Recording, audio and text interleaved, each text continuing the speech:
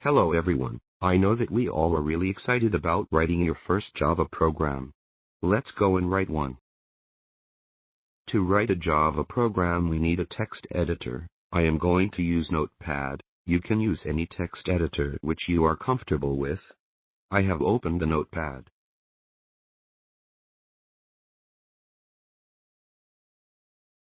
Now, write public class my first Java program followed by open curly brace and its equivalent closed curly brace.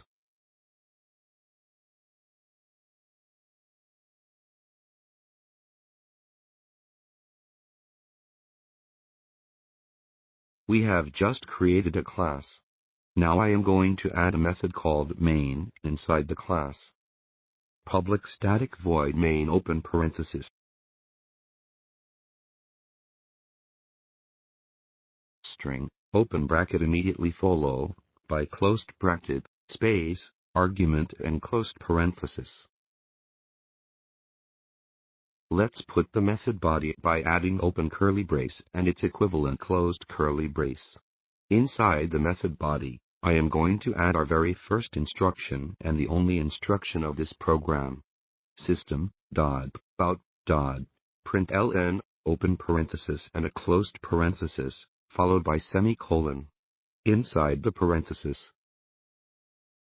I am writing hooray, it's a great success within double quotes.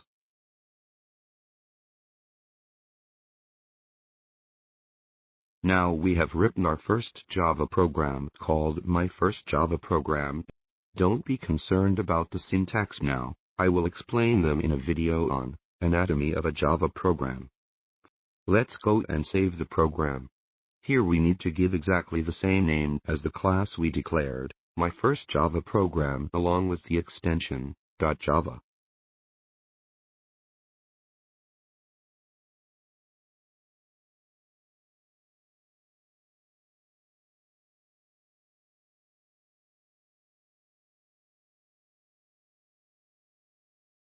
Saved.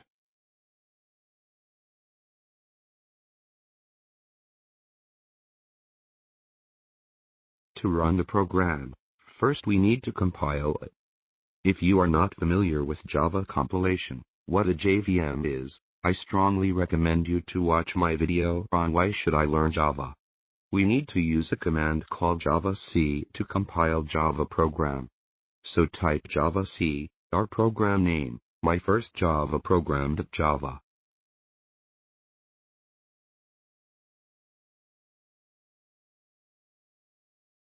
Now the program is compiled. We could see a new file called myfirstjavaprogram.class got generated. .class is the extension given to all compiled Java programs and it will have bytecode inside it. After compilation, we have to use Java command to run the program.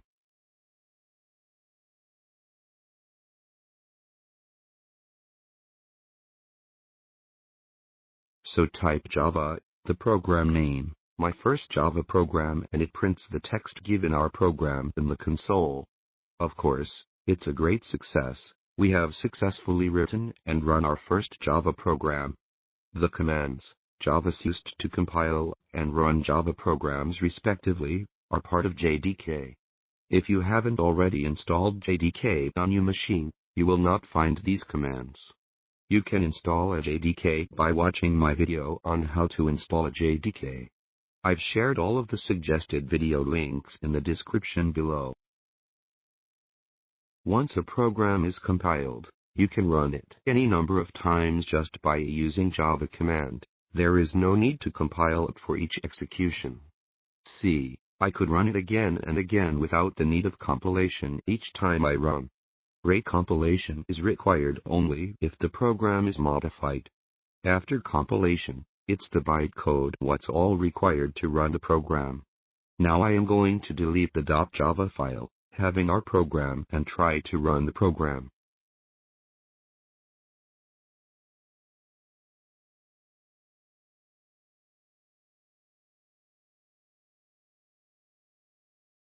Still I could run it successfully, because we still have the .class file having the bytecode.